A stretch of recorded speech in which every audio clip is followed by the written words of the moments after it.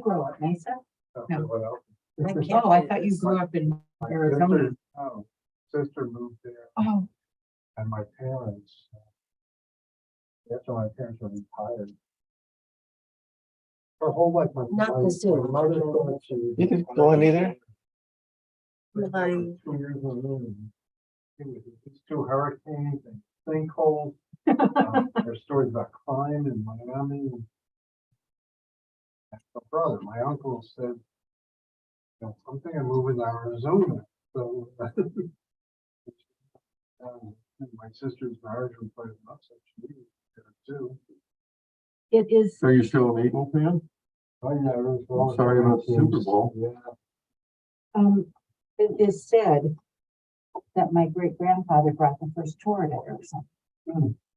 But the family's been Yeah. My mother was. been there since Do I want Wi-Fi, cellular? early What- 80s. Her mother was born there before. And the family goes back before that. My parents were Did you born- figure out? What, the guitar? Yeah, did you push the button for the guitar, and how come? Mute. His grandfather was Jewish pastor, opening up store. Did you push mute now, just now? So, Okay, think it worked. Okay, so now I have to.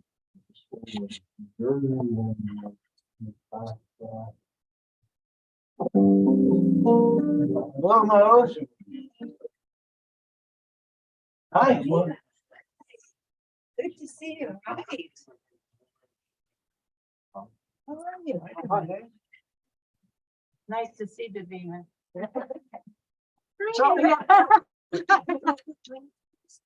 No, no. I'm out of town, so What? they I wonder if everybody had to wear a mask.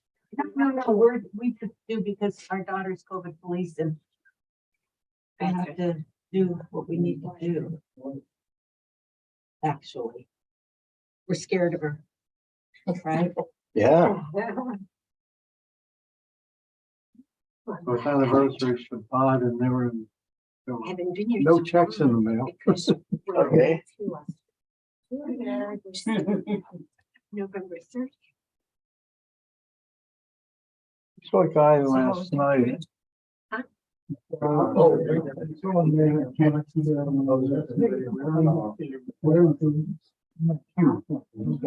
How that color.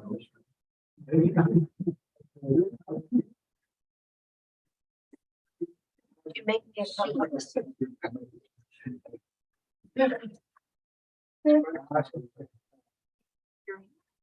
and you're there. You were. Oh, she doesn't know. For Christmas, the surgeon ordered the nurse to stay the whole thing off after 53 years. Oh, you're cute. And so now it's just going back. Oh, it's fun. You're here too, no? Well, when I came home, the day after New Year's, okay. Family's not gonna be. But then I got there along. I want to see what you see. Yeah, sure. Oh, okay. That's interesting. And where do we go? On that wall? Yeah, but we're not gonna do that anymore. Oh, so Nobody ever looks. It's a lot of trouble to set it up. One time we looked at it. Fine. What's her name from the Jewish family service. Right, kidding. so That's the then only I don't time have we- to get dressed fancy.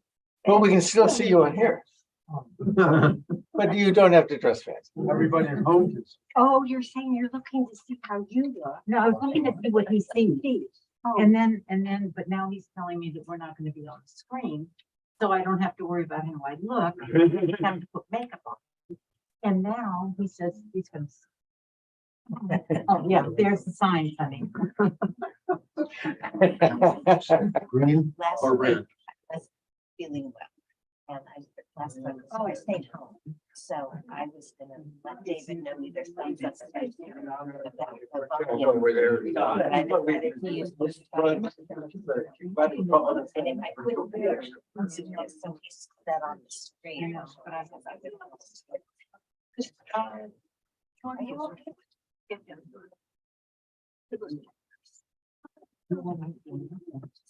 Oh, good, thank you. That's right. Hi, good service, welcome.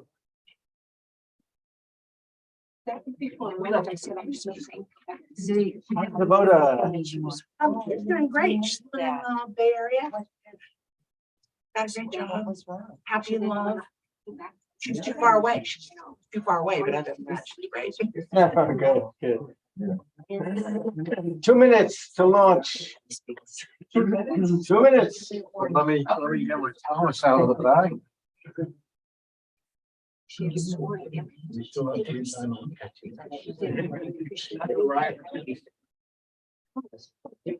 Good here. Oh, no, that'd be sitting next to my sister I don't like. Oh, my God. Good here, we can.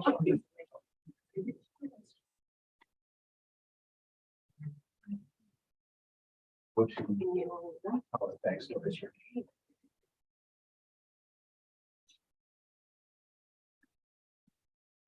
No,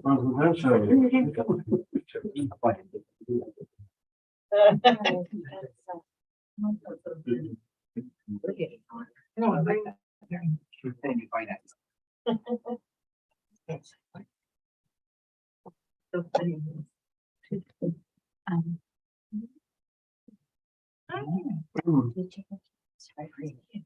And a color not known in nature. No, It is. Yeah. Dogs.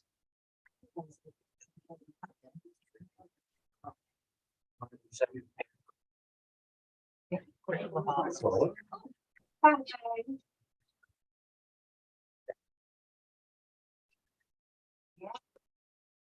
Shalom, welcome. We'll bless the putting on of the talit. So if you're going to be wearing a talit, please rise and we'll say the bracha together.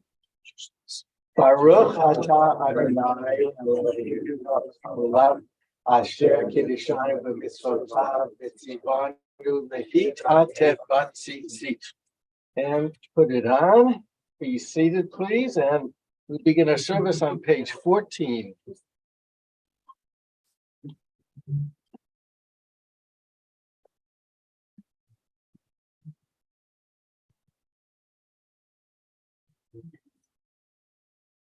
Yisrael Hashem, Yisrael Hashem, Yisrael Hashem, Betagel, Yerahaya, Yerahaya, Yerahaya, Yerahaya,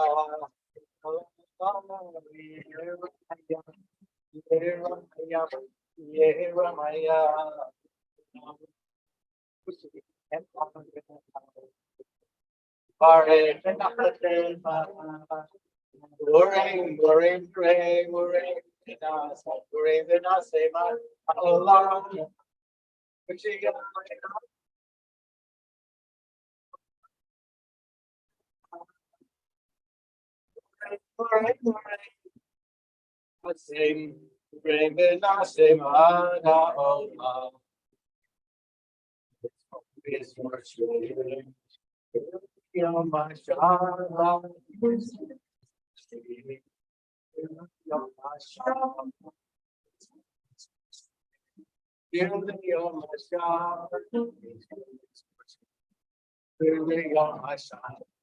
Here's for Shir, Shir Ami,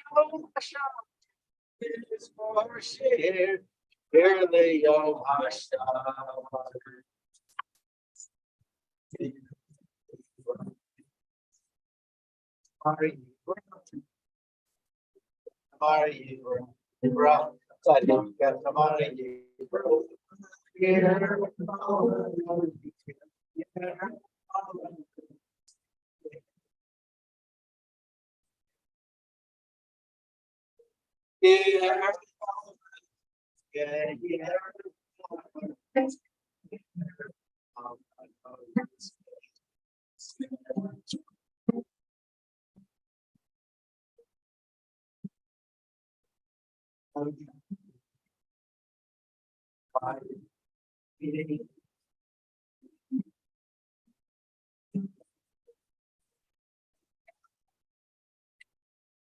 Hereby.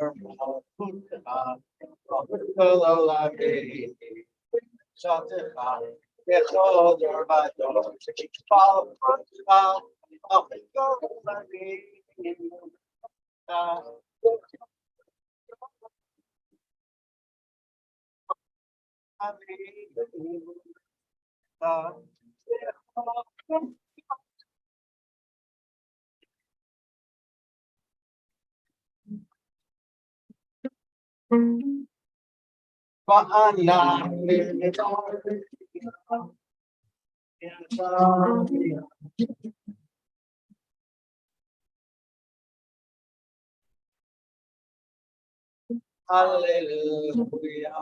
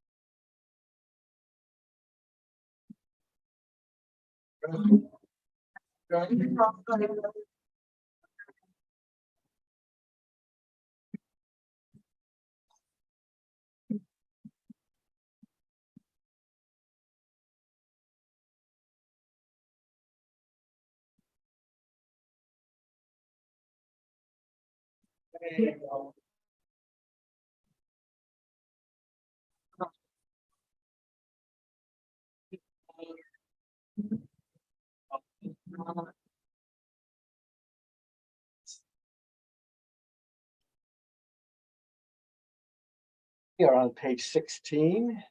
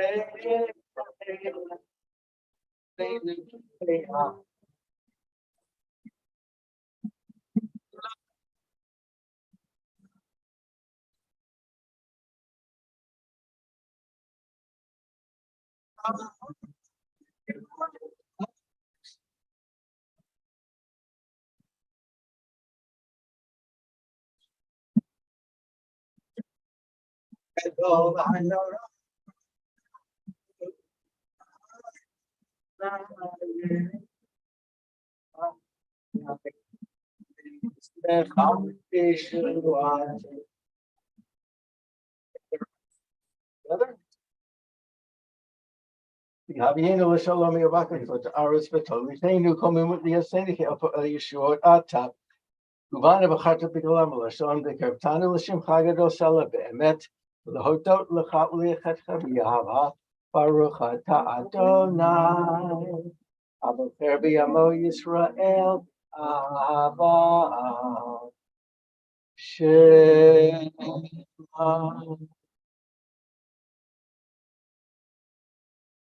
Israel.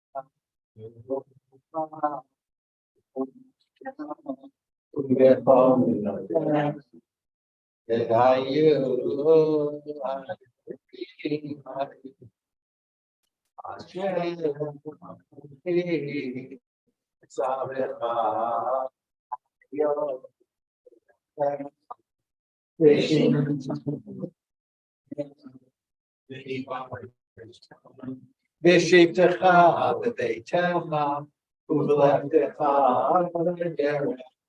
v'shkach v'cha The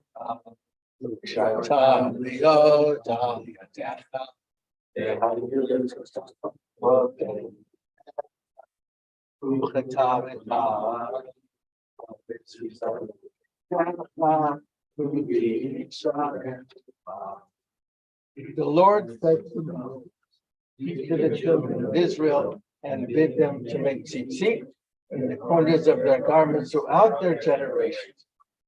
On the tzitzit of each corner a thread of blue. When you look upon the tzitzit, you will be reminded of all the commandments of the Lord and obey them. You will not be led astray by the or by the attraction of your eyes. Thus will you be reminded to fill all my commandments and be consecrated to your God. I am the Lord your God, who brought you out of the land of Egypt to be your God. Azod, azod, shibechu ahuvi, shibechu ahuvi. Ve'ramemu, ve'ramemu, ve'ramemu, ve'ramemu, ve'ramemu, Venatanu, venatanu, yedidi. Zmeirot, shivrot, v'tishbachot, v'rachot, v'hodaot, lemelech el chai v'kayam, ram v'nisa, gadol v'nora, mashpil geim, umagbi ashifa. Motzi asiri mufode anavim v'yozedalim v'yoneliam v'yoneliam v'yetshavam elav Tehilot le'el Elyon Baruch Mevarach Moshe v'nei Yisrael chanu shira v'simcha rabba v'yamru chulam michabocha bo'elim Adonai Mi kamocha nedar b'kodesh nora tehilot osefet. Shira chadashat shibachu geulim l'shimcha svat hayam yachad kulam hoduvim lichu v'yameru Adonai yimloch v'olam. We're going to pause and we're going to share some items of gratitude. And we don't have anybody who told us that they're celebrating an anniversary this month, but we do have a significant birthday that we're going to have an opportunity to celebrate because somebody came hundreds of miles away just to be with us to celebrate that birthday. And Jenna Kirschbaum is celebrating a significant birthday. I'm proud of it. 80 years old. Did you already turn 80 or you will turn 80? I will turn 80 on George Washington's birthday and mine. Wow. So let's wish Janet a happy birthday. Yom Halelet Samecha, Yom Halelet Samecha, Yom Halelet Samecha, Yom Halelet, and many, many more. And we're now going to share what we are thankful for. So who would like to start us off? I would. Janet, please. Thankful to be, that's for sure. Thankful to be turning 80. And I'm extra thankful, and without crying, that I have people in my life that care and show that they care. And I feel so loved. And I know this is about me, but it is. And also that last night we had a beautiful Shabbat dinner with both our kids there and 2 of our 5 grandchildren. And it's the first time we've actually been that way. I don't know how long. And our granddaughter Sophia, who goes to school at University of Toronto, surprised me and flew in and knocked on the door, and I went and answered the door. Blew my mind. She was not coming, for my birthday. And so it's just, a wonderful, wonderful, and I'm so glad to have him here to celebrate with. Even though his heart pumps at 35%, it's okay. You know, he's doing fine because he still rides his 10.5 miles a day. So anyhow, I'm just so thankful. Very nice. Thank you, Janet. Who else would like to share? Lou? Yeah, I'm really grateful, thankful, etc. and more. Our daughter, Michelle, her family, yeah, I know, yeah, in San Francisco. I guess it was a week ago. A house right across the street from theirs blew up. Oh my God. Yeah, there was a garage fire. The whole thing blew. Homes on the block had windows blown out. Several houses were blown off their foundations. Oh my God. Yeah, and they were home. She and her husband were home. The kids were not. So grateful for that. The dogs were in shock. Still in shock. She's okay. She's fine. Their house is fine. Fortunately, I'm not going to say too much about this. They're in the middle of a move, so even better. Get out of that neighborhood. It was a nice neighborhood. Not that nice, I guess. But everybody's fine. Good. It's good. So I'm really grateful. Thank you. Good, good. And who else would like to share what you are thankful for? Mo? I'm thankful that Lou has given me the wonderful education of putting on a tallit. The good old. Unfortunately, his student isn't very good, but I'm thankful to Lou. Lou's, so Mo's son gave him this beautiful talit, but it's a talit gadol. Why don't you stand up for a second? So let me show you the best way to do this. So this is a talit gadol, and the best way to do this is to grab about a foot from the end. Where is it? Oh, there is no end. There's no end to this. So, thanks everybody. And so you grab here, and that. It's folded. Oh, my gosh. That's one way to do it. Here's another way to do it. So you grab here, and then you bring it up like this. And then you constantly play with it. during summer. Never forget. Always. Dressing one of my. Dressers when you did this. Then some people get things to bring them together, but Well, if I never look right, it's not because of Lou. very nice. Okay, and Lou has it, so just stand for a second. Lou. So this is the way. There you go.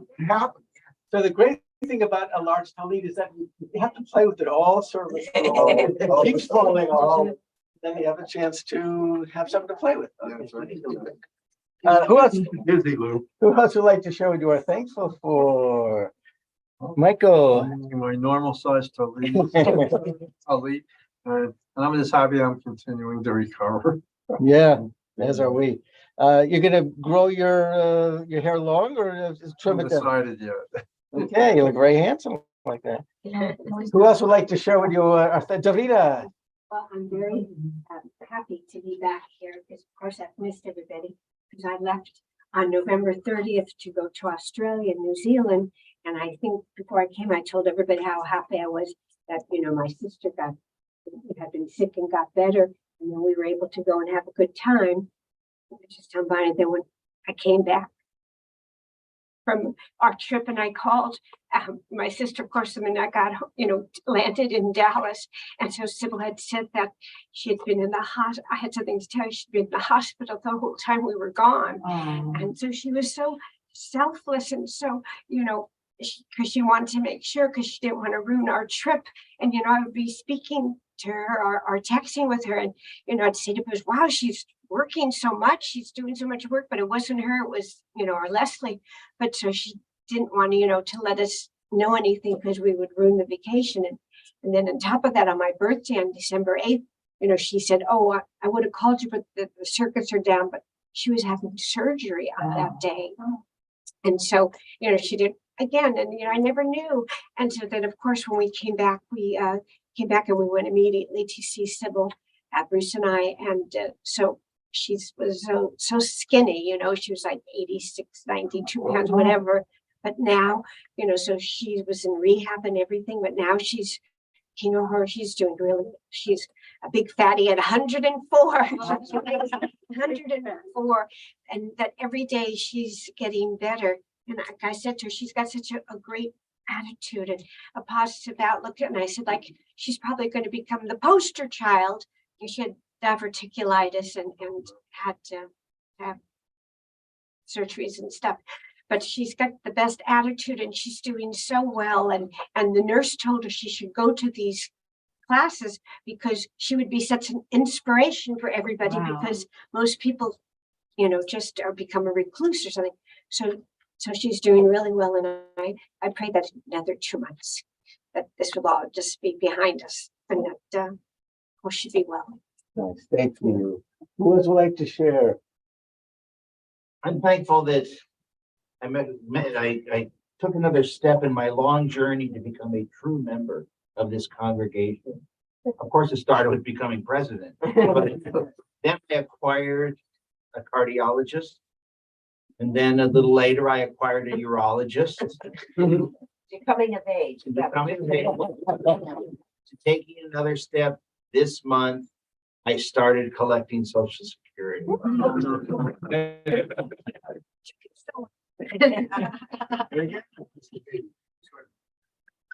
else would like to share what you're thankful for? Yes. That for myself, that I'm rolling with the punches a little bit more with my kids now that they're 20 and 25. I'm rolling with it a little more.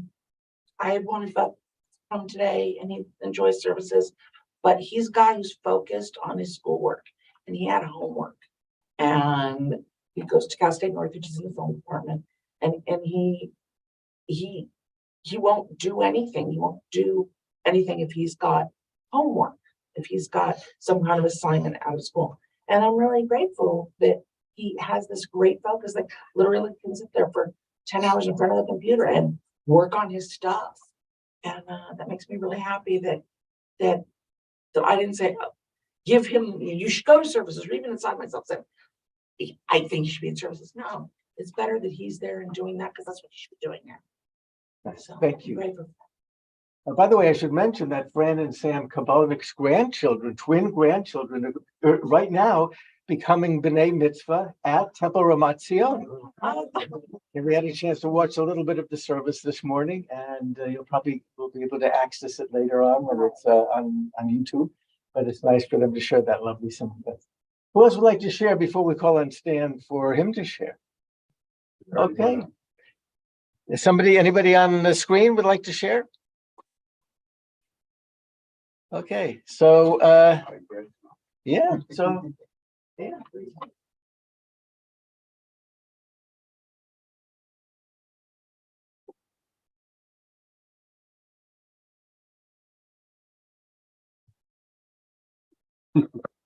That one. Well, I'm fortunate, blessed to have this opportunity every Shabbat that we have services. This time, even more so in the fact that our wonderful family from Arizona is here.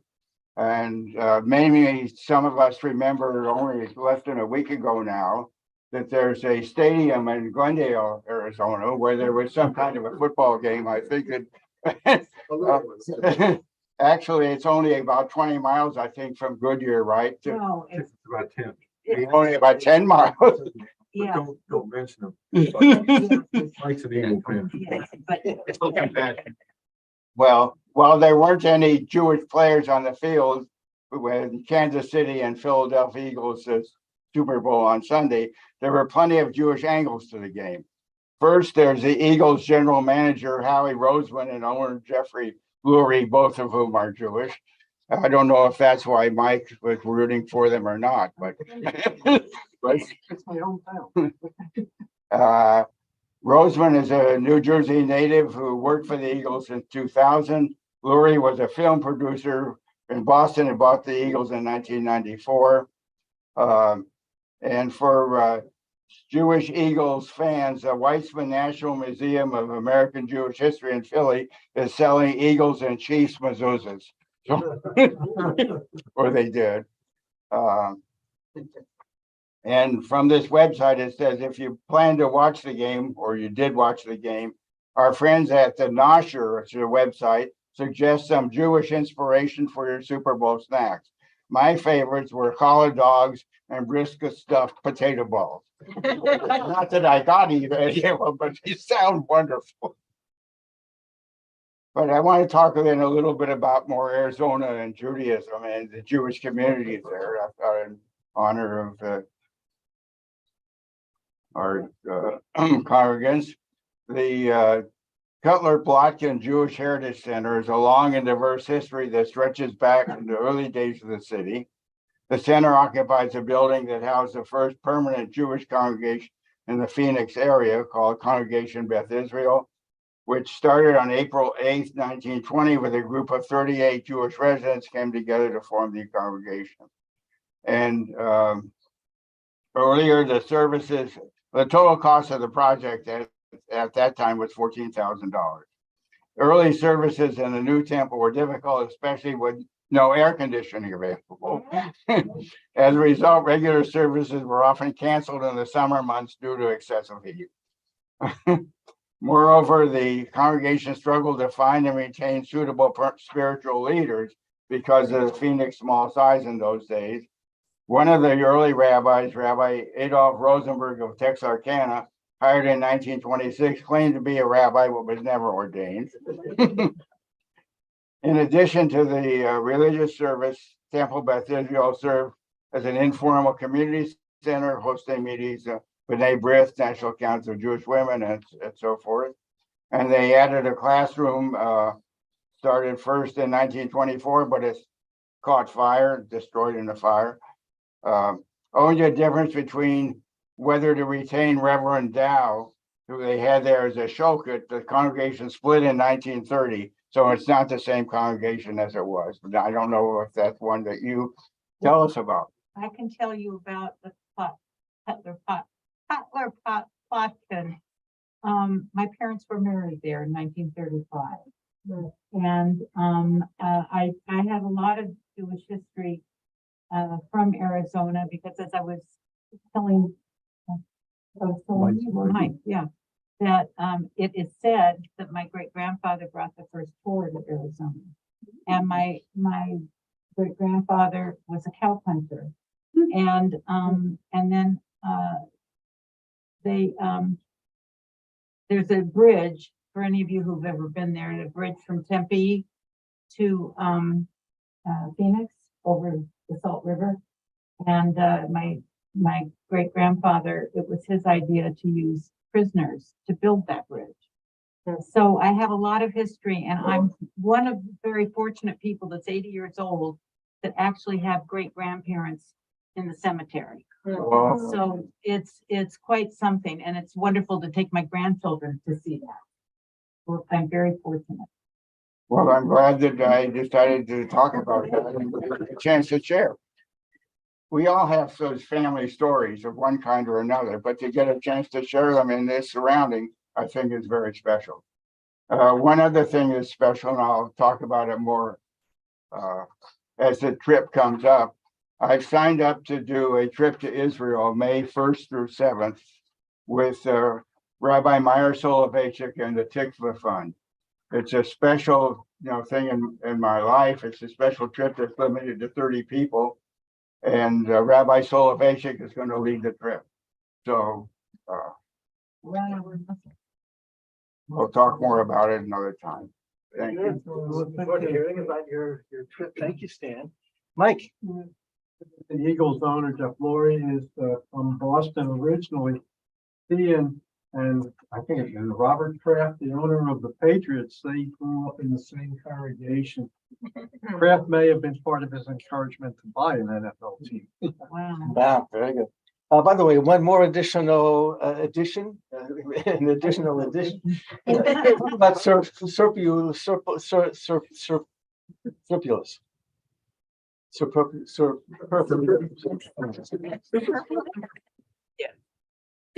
Words, the words eagle and chief are mentioned a number of times in the Bible.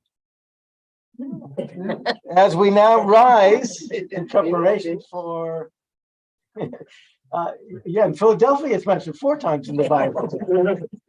Well, at least the Liberty Bell is mentioned in the Bible, which ties into Philadelphia. Right. So let's continue on the bottom of page 18. Sur Yisrael, Guma Yisrael, Yisrael, Fedechinu Meha, Yehuda Yisrael, Go Aleinu, Tzvaot Shemo,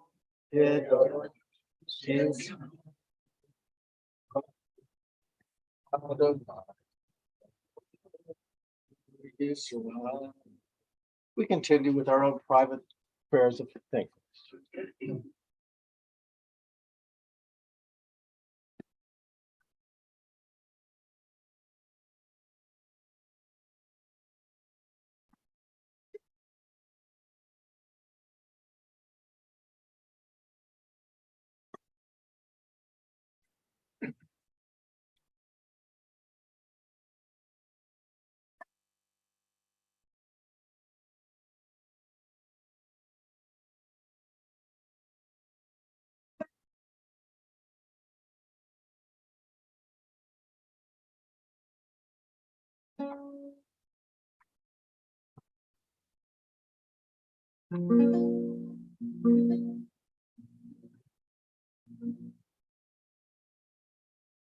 Hello,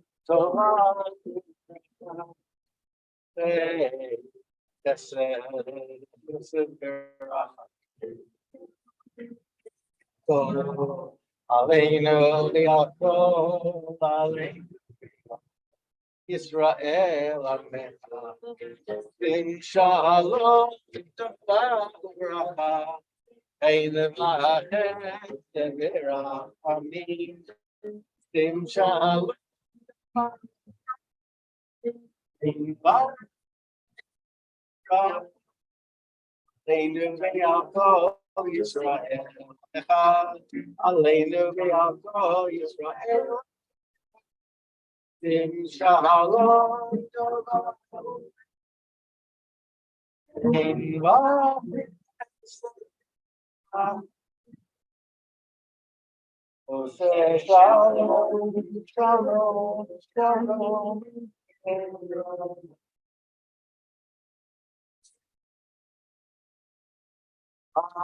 Aleinu, Ose Shalom, Shalom. Nimrod.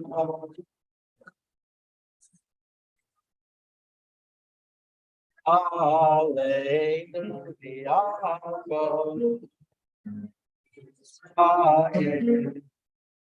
Even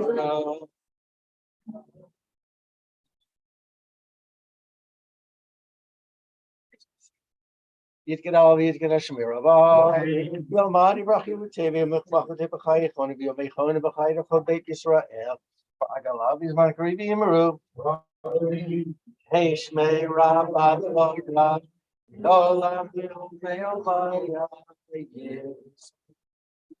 Rafi Shabbat for every me to say, Viet Hadar, Viet Alavid Allah Shemedi Kudishat, Lami Kodak Shurata, Tushbakata Benachamata, Damiran Dial Mavimaru, Gabetzler, Hon Israel, Kadam Avoni Vishmai Vimaru, Ishlamaraba Mitchamai Vahim Alinu Valko Israel Vimaru, Amen. Ose Shalom Bimromav, Uyase Shalom. Aleinu v'Yakov Yisrael v'Yimeru. We're in the middle of page 19. We've come to the Torah service. The Kirschbaums are going to honor us with the picking up of the Torah and the wrapping, the Hagban Galila. Whose turn is it to? Is it Mike's turn to carry the Torah? Thank you. So let us continue our service on page 19. Ein kamocha ba'Elohim Adonai. V'ein k'ma'asecha, malchutecha, malchut kol olamim, u'memshaltecha v'chol dar v'adon. Adonai melech Adonai Yimloch Adonai Oz Liamo Yite Adonai Yivareh Tamo Vashal Achamim Eiti Bavir Shodcha Etzina Tivne Chomot Yerushalayim Tivne Chomot Yerushalayim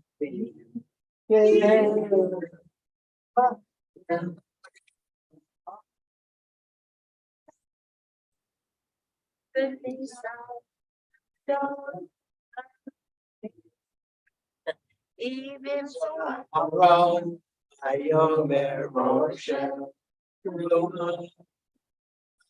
Ivi Avutsu Oivesa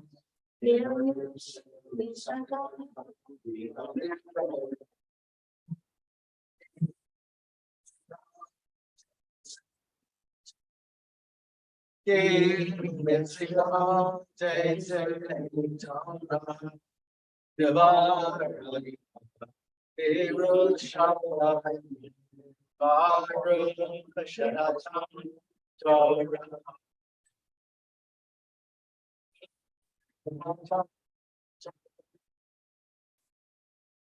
They are big enough.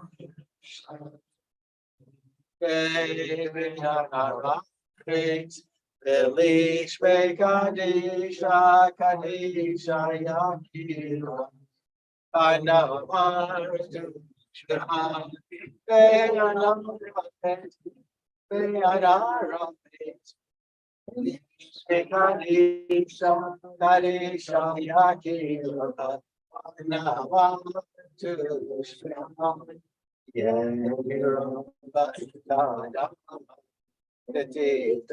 baby, all right, Tom. It actually Mishalik Levi. By the whole of my peace, I held the job by him. The Shalom.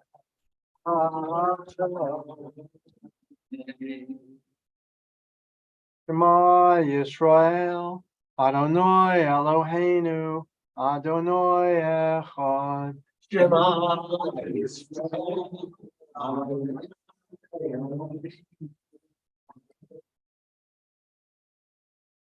Echad Eloheinu, Gadol Adonai, Gadol Shemo.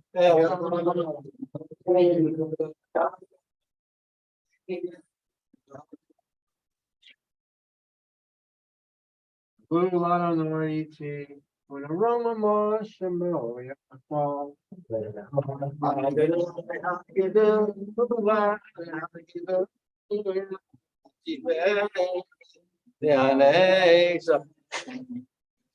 Kiko Bashabayim Baharis, Kiko Bashabayim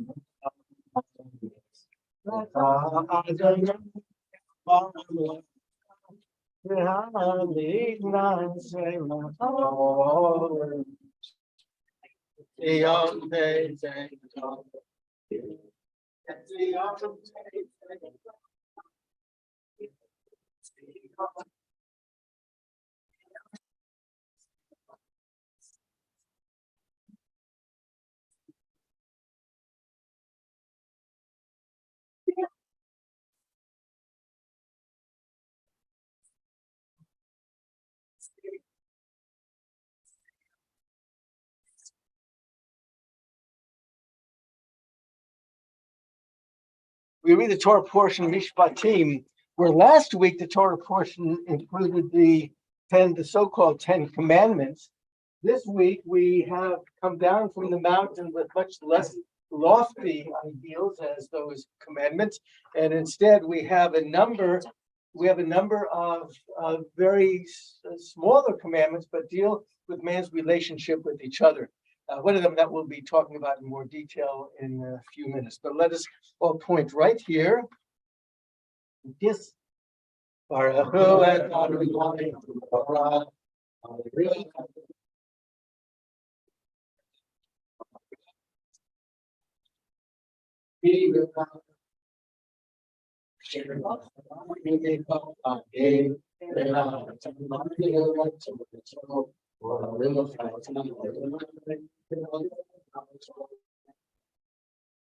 ואלה המשפטים אשר תשים לפניהם, wait a minute, I'm sorry. כי תקנה עבד עברי 6 שנים יעבוד, ובשביעית יצא לחמישי חינם. אם בגפו יבוא בגפו יצא, אם בעל אישה הוא ויצא אשתו עמו, אם אדוניו ייתן לו אישה וילדה לו בנים או בנות, האישה בלעדיה תהיה לאדוניה, והוא יצא בגפו. ואם אומר העבד, אהבתי את אדוני, את אשתי ואת בניי, לא אצא חפשי.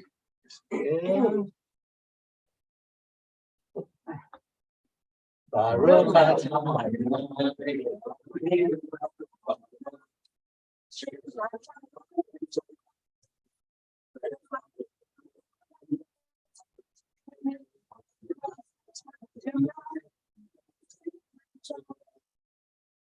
Say Yashigawa. Please be seated. Perfect. And I don't know what this is.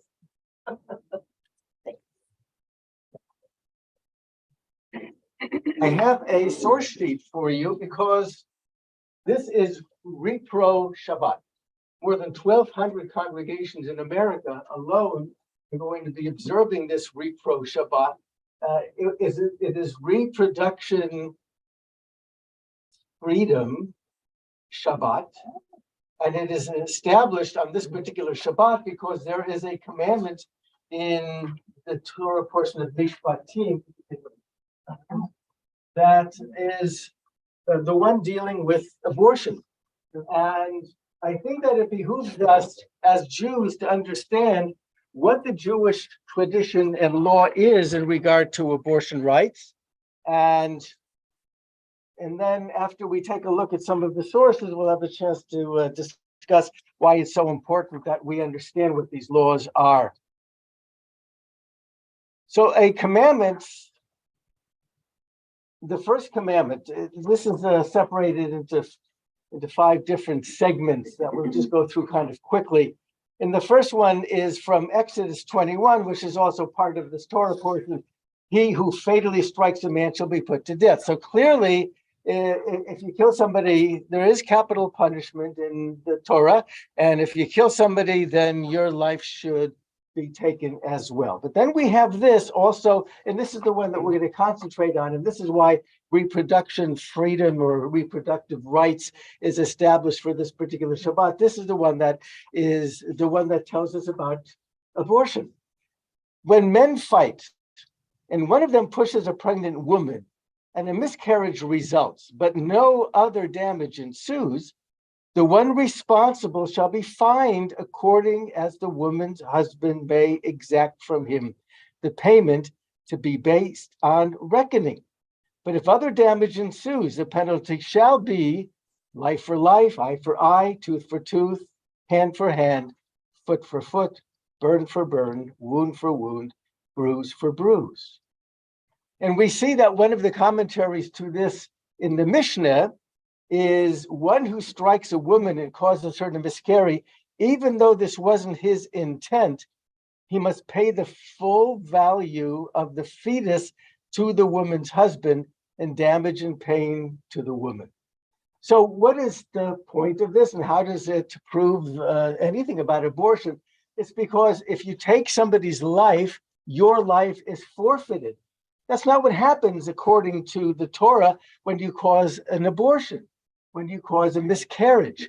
That if men even accidentally are wrestling with each other, whether it's a woman who is pregnant and causes a spontaneous abortion, his life would be taken as well for causing that if the fetus was a life. And the fact that that's not what happens, he is fine. Money, of course, goes to the husband, not to the wife, because he, in effect, is the owner of the wife. But this is the source material. It's not For another day. We're beyond that, yeah. But we see that this is the very important statement that tells us that a fetus is not a life. It is a potential life, and that has a very serious consequence as well. But it is not considered to be a life where if you cause it, if you do it, then your life shall be taken in return. But now there are some other aspects of abortion that are going to be discussed, such as the full status of personhood and when does it begin. Mishnah Ohalot, if a woman, so this goes back a couple of thousand years, if a woman is having trouble giving birth, they cut up the child in her womb and brings it forth limb by limb because her life comes before the life of the child. But if the greater part has come out, one may not touch it, for one may not set aside one person's life for that of another. So even to the minute before birth, if it is challenging the life of the mother, you're allowed to abort the child. It continues, its head came out. So Rashi, the 12th century exegete, gives a commentary on this. With a woman that is experiencing difficulty giving birth, it is in mortal danger. It is taught in the first section of this teaching. The midwife extends her hands and cuts it up and extracts the pieces. As the entire time that it has not gone out into the air of the world, it is not considered a soul. And so it is possible to kill it to save the life of the mother. But when its head came out, we cannot touch it and kill it, as it is like a born baby, and we do not push off one soul for the sake of another. So life for Jews begins when the baby's head first emerges from the birth canal. In the Mechilta de Rabbi Yishmael, and if a person strikes any nefesh or soul of a person, and he dies, he shall be put to death. I might think that an 8-month birth who is destined to die is also included. It is therefore written, if one strikes a man, whereby we are apprised that he is not liable unless he kills one who is destined to live. On the other side now, we talk about the first 40 days in particular and how this is different from the other days of gestation. In Mishnah Nida, if a woman miscarried on the 40th day, she need not be concerned that it was a valid childbirth. So the water, later in the Talmud, it talks about how the first 40 days, as the fetus is being formed but not yet formed, the bones have not and the organs have not been formed, according to the rabbis, it is like water. That's the comparison. We don't have to read the rest of it. It's kind of complicated, but what this teaches us is that the status of the first 40 days, in particular, it is like water. In the Mishnah Arachin, if a woman is about to be executed, they do not wait for her until she gives birth. But if she had already sat on the birth stool, they wait for her until she gives birth. So what does that mean? A woman is about to be executed because of a crime that she committed and she's pregnant. So the question is, do you wait till the baby is born? Because if the baby is a life before birth, then you are committing a crime. You're committing a murder of an innocent, the fetus. And so here's the way in which the Gemara explains it. Isn't it obvious that the court executes the pregnant woman rather than waiting? After all, it is her body. The Gemara. So the Gemara is a commentary on the Mishnah. The two of them together form the Talmud. So the Gemara answers, it was necessary for the Mishnah to teach this, as it might enter your mind to say that since it is written, and if men strive together and hurt a woman with child so that her offspring depart, he shall be fined, as the woman's husband shall place upon him. The fetus is considered to be the property of the husband. If so, the court should wait until she gives birth before executing her and not cause him to lose the fetus. Consequently, the Mishnah teaches us that the court does not take this factor into account. So the little note in italics that I have here is a little contemporary commentary on that. The Gemara on this Mishnah above clarifies that the fetus is not the property of the husband, and in the process offers a powerful statement that has real resonance for today. It's obvious it is her body. So now the question is, why should the mother's life take precedence over the fetus? That you're allowed to take the fetus to save the life of the mother. So here in the Mishnah, it explains, this indeed is one of the negative mitzvot, not to take pity on the life of the rodef. Now, rodef is a pursuer. On this basis, our sages rule that when complications arise and a pregnant woman cannot give birth, it is permitted to abort the fetus in her womb, whether with a knife or with drugs. For the fetus is considered a pursuer of its mother. If the head of the fetus emerges, it should not be touched, because one life should not be sacrificed for another. Although the mother may die, this is the nature of the world. And from the conservative movement, Rabbi Cass Abelson wrote, there is clear precedent in the tradition to permit abortion of a fetus to save a mother's life, to safeguard her health, or even for a very thin reason, such as to spare her physical pain or mental anguish.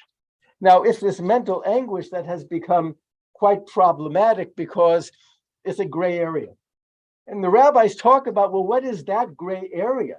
And the answer is, how does it affect a woman psychologically if she should carry a baby to term? The baby's a woman's been raped. She doesn't want to have this child. Must she? And the answer is, if it's emotionally affecting her, the answer is no. What if you know that if the baby is born, it's not going to live more than an hour after birth, or it's got some terrible disease? Not something that today we would say, yeah, the child has challenges, but we're talking about something where the child is going to die soon. Like Tay-Sachs, and the rabbis talk specifically about Tay-Sachs as well. Then you are allowed to abort the child because the mother says that this is something that I will not be able to live with, giving birth to a child that is going to die. So why is this important for us to discuss? Because this is the Jewish view of abortion. The Christian view of abortion is that the fetus's life takes precedence over the mother. And all of the laws dealing with it in America today, in those states that make abortion a crime, it is based on Christian thought, not Jewish thought. And I emphasize that because, and I mentioned this previously, this is not a political issue, it's a religious issue. And the religious issue is, how do you decide when life begins? Right now, the decision has been made that it goes to the states. That was the Dobbs decision. The Supreme Court said, this is something that the states have now jurisdiction over, this decision. Last week, I had a discussion with a doctor, and he said, I'm really thankful that it goes to the states. And I said, why? He said, because this is an issue that's best decided by people who have to live with the consequences. And the Supreme Court is made up of people who make decisions on law, but not on what the people want. So it goes to the states. So I said, that almost half the states in America, that legislation has decided that the decision should be made that the law is according to that abortion should not be allowed. 24 states right now or soon are going to make abortion a crime. In about 9 or 10 of those states, any kind of abortion, including to save the life of the mother, you can imprison not only the mother for aborting the child, but you can do the same thing with the doctor. And if you are somebody who just knows that an abortion has taken place, as a citizen, you can call the police and have them arrested and have them tried. That's the law in some of the states in America, specifically or particularly the states in the South.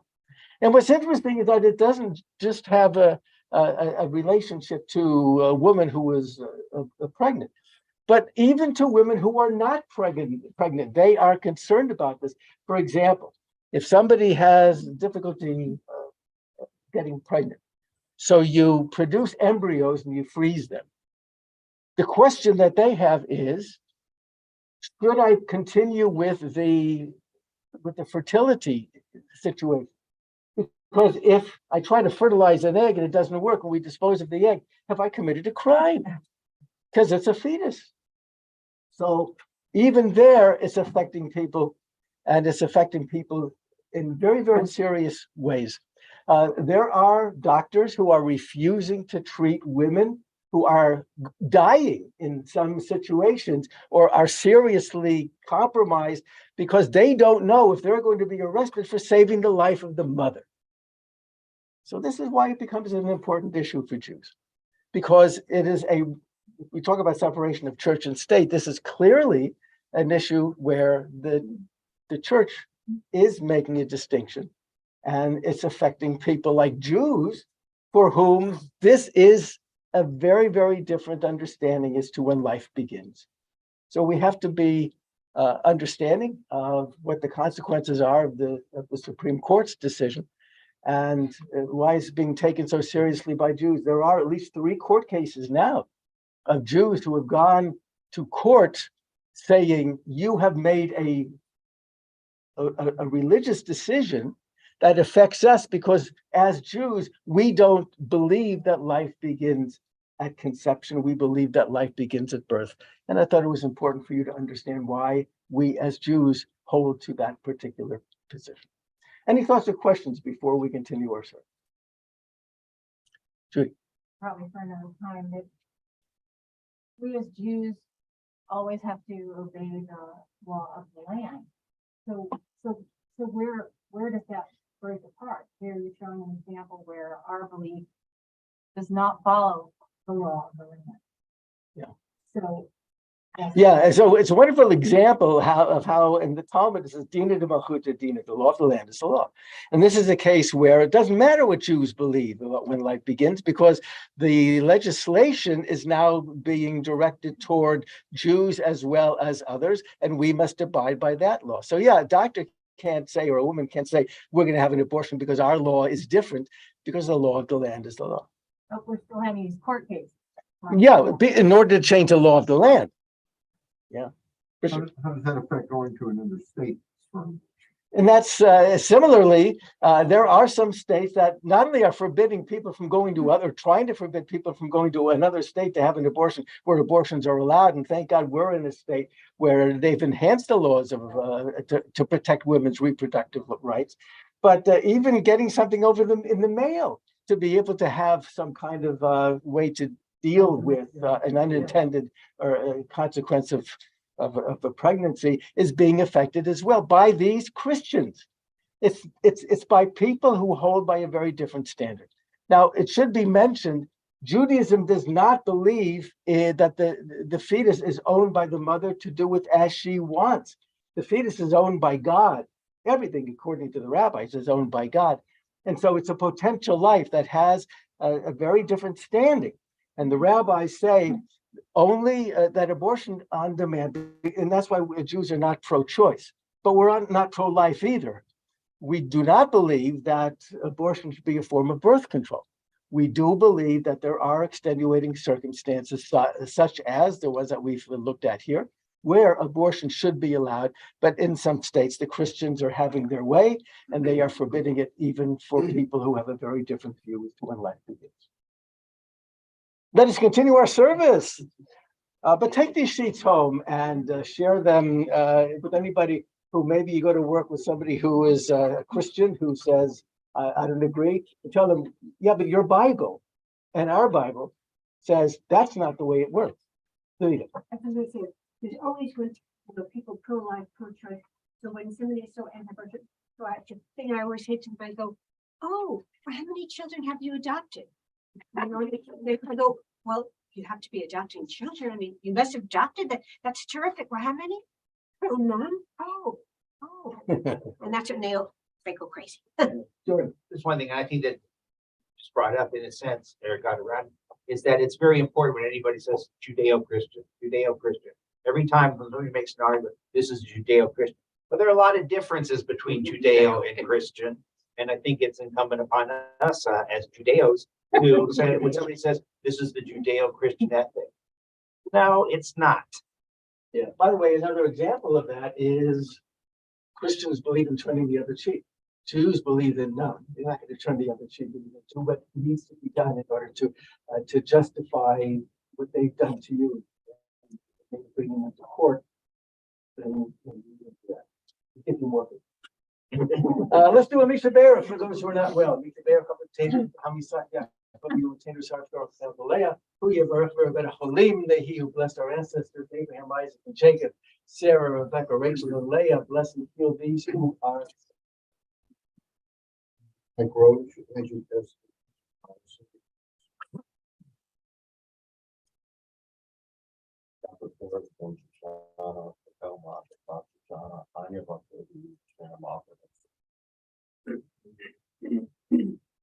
Phyllis Schroeder, Sheila Hart, Barbara Drummond.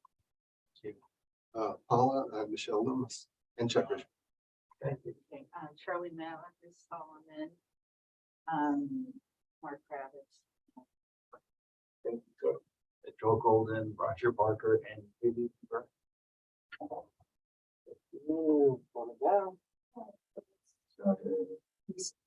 Sheila Hart. Still doing that.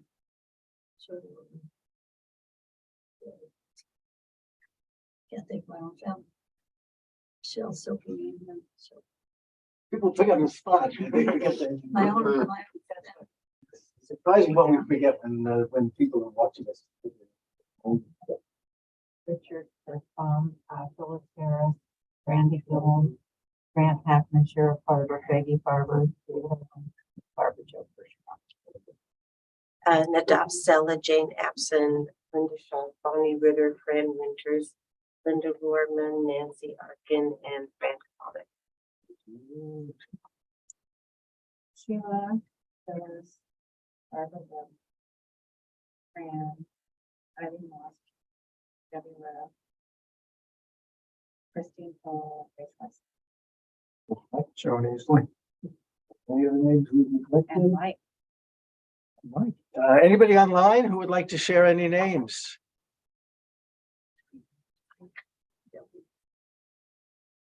Okay.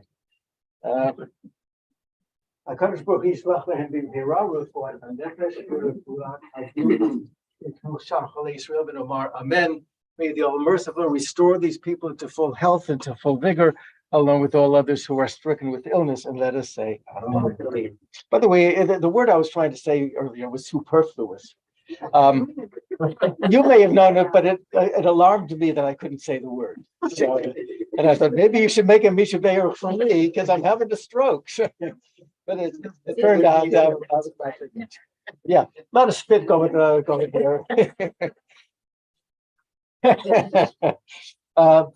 We're going to make a blessing for the state of Israel and for the United States of America. Let us begin with a blessing for America. Harachman, who Yivrach and our Brit. May God bless the United States of America and protect her. And before we have a blessing for the state of Israel, thank you to Stan for this fascinating note of what's going on in Israel these days. The IDF Air Force Intelligence Unit 9900 is using its cutting-edge satellite capabilities, analytical visual training to assist with the ongoing rescue efforts in Turkey. According to the IDF, this assistance is helping the IDF search and rescue units better target where they should focus their efforts. They're using mapping capabilities, which are usually used by special force operations in order to save lives wherever needed. And to this date, how long? What's the date? It's a week ago. I thought I put on there the date. Okay, so up until a week ago, so maybe it's even more, the IDF Search and Rescue Brigade has rescued 17 Turkish citizens as part of Operation Olive Branch. The IDF has thus far sent 15 aircraft filled with hundreds of tons of medical and other supplies, along with a 150-person rescue team and a 230-person medical field hospital.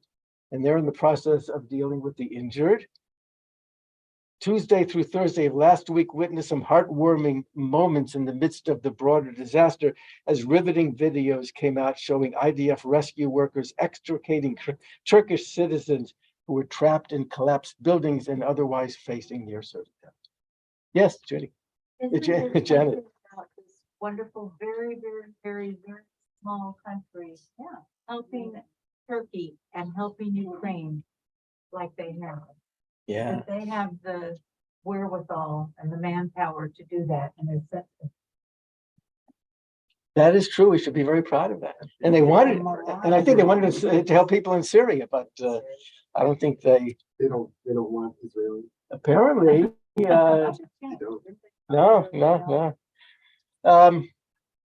Please rise. Hadlin and Galila, please come forward as we join together. Abinu Shabbat Shamayim, Zor Yisrael.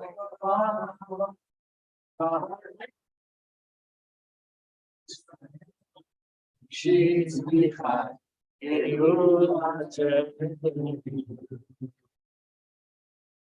Is our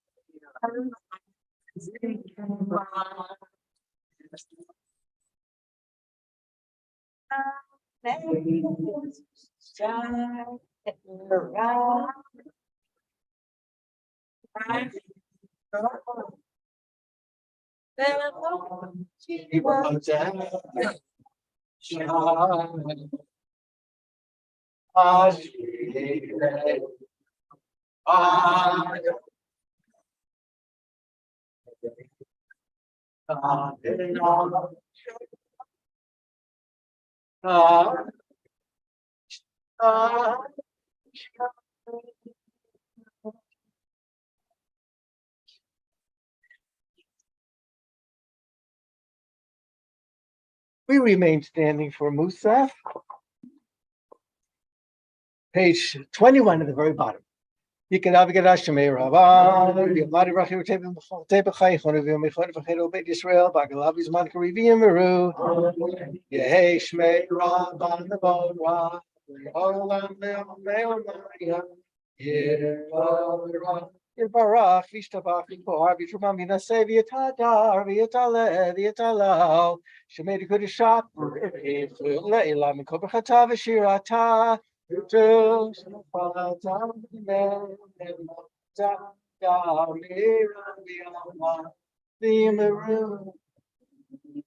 quick note about the Tish for this coming Thursday night. We're beginning to explore what some of the prayers are all about, how they came to be in our Siddur and what the deeper meaning is. And so the prayer that we're going to be concentrating on this coming Thursday night is the next prayer that we're going to be doing. Actually, the next two prayers, the first paragraph of the Amidah and the second paragraph of the Amidah. So if you'd like to know more about what this is all about, please tune into the Tish Thursday night, 7:30 to 8:30, and you'll know what the Zoom number is. We take 3 steps back, 3 steps forward, put our heels together. Baruch atah Adonai Eloheinu.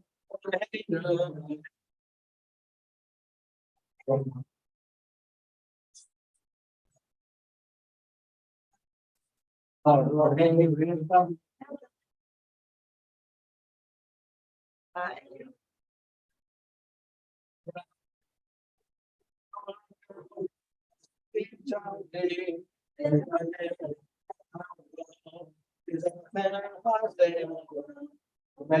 go away. I'll be there.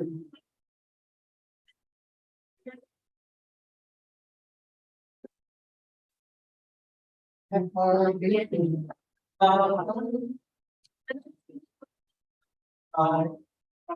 see my daughter. I see my daughter. If I go by you.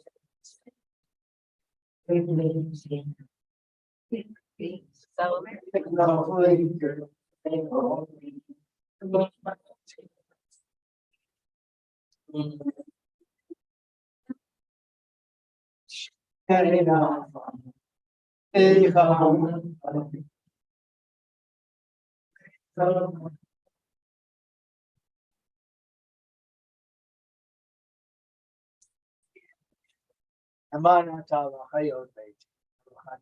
Adonai,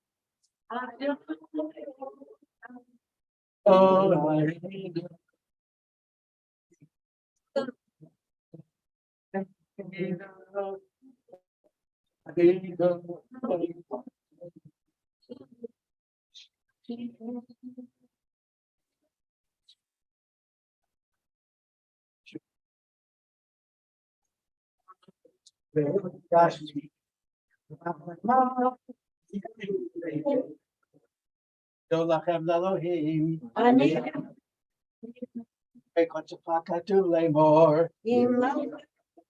Oh, no. Dorvado and I gave you a lechal and that's Nesachim Kedushat Chanaktish. The Shifachalo Henu, Mipinoli and Muslim Vaed, Yelmelkadova Kadosh, Tabaru, Hatarunai, Ael Hakadosh. Please be seated.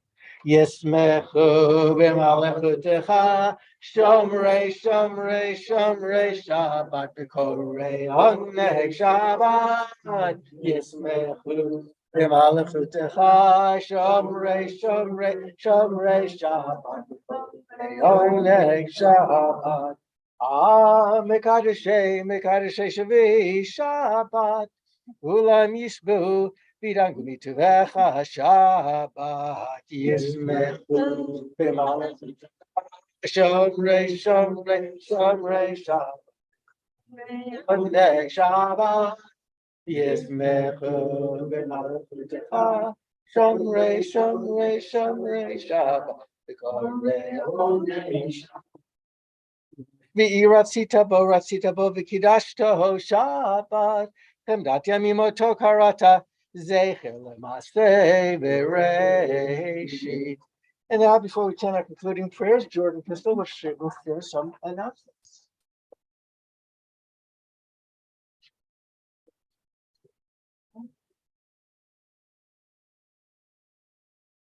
Shabbat Shalom. I was a little concerned when Rabbi said that this was repro Shabbat because I thought he meant repo Shabbat. And I didn't know if I'd made my last payment on my car. But I'm glad that it's not repo Shabbat.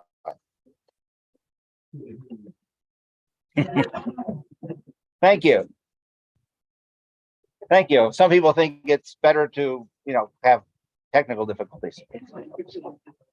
Next Thursday, or this Thursday, next Thursday, yes, this Thursday, February 23rd will be Around the Rabbi's virtual Tish via Zoom at 7:30 p.m., where I think you should discuss certain prayers that we say during the Amidah, but it's not up to me. Our board meeting will be held on March 1st at 7:30 p.m. at Helga's via Zoom and in person. If there are any board members here that are going to be at Helga's, let her know so that we don't waste any pistachios. If you miss the Tish, if you're going to miss the Tish this coming Thursday, then good to know that the week after there'll be another Tish. On March 2nd at 7:30 p.m. Our next Shabbat service will be on March 4th at 10:30 a.m. This is why February is a handy month because you just have to change the name of the month. You don't have to change the date for March. And if you haven't signed up to be a virtual or real walker for the Walk to End Genocide on April 30th, sign up today, after Havdalah. And that's April 30th. We'll be from Television City in West LA, not really Hollywood, and then it's 1.8 miles. And we are trying to arrange carpooling and figure out, let's see if we're in that area close to Fairfax instead of Brent's at PA, Cantor's. So who would want to miss that? Does anybody have anything else to add? Good, thank you. Shabbat shalom.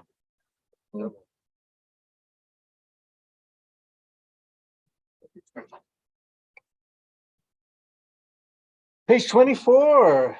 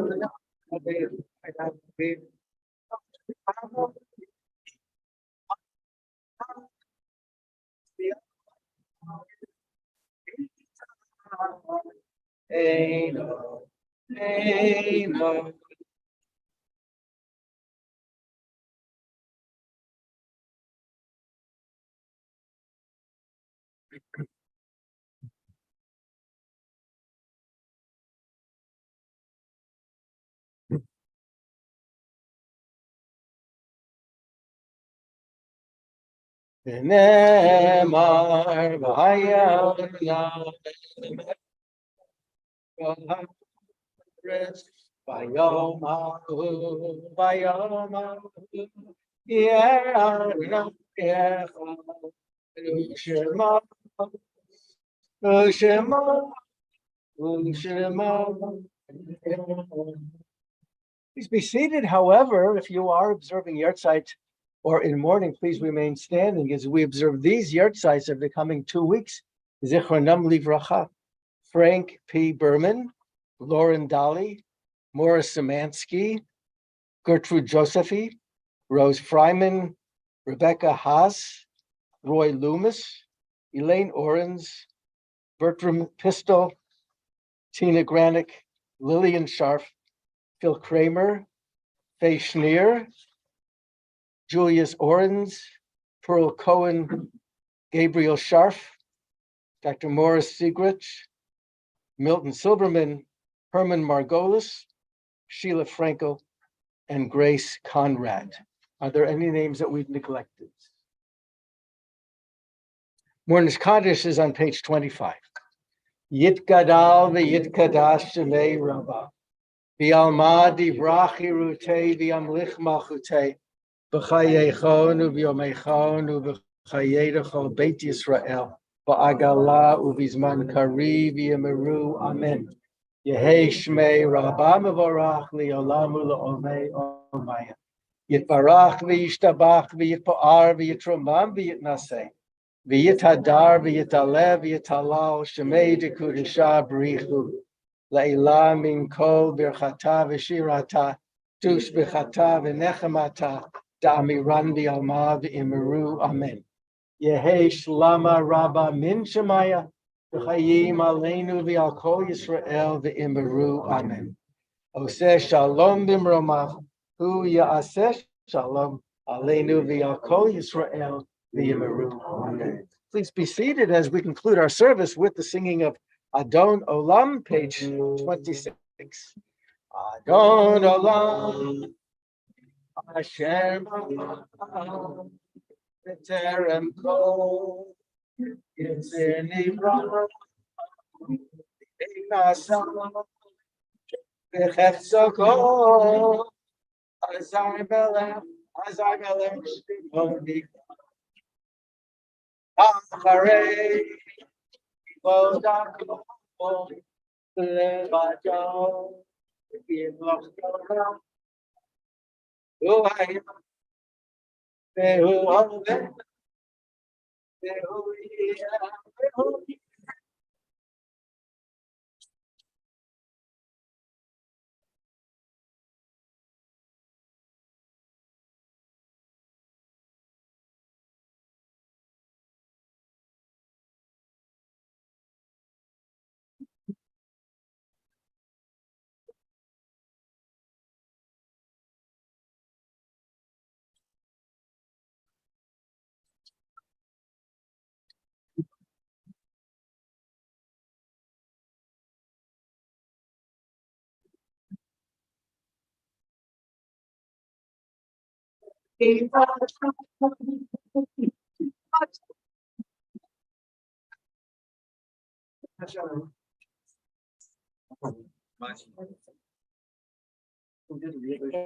Yeah. The one I was doing. I like that shift to the left. Well, I couldn't hear anything, so I thought they couldn't hear either. Okay, so sorry for anybody who had trouble hearing, and we'll continue to work on that. All right, so Shabbat Shalom, and I'm going to close this up so we can go to the Kiddush. Shabbat Shalom.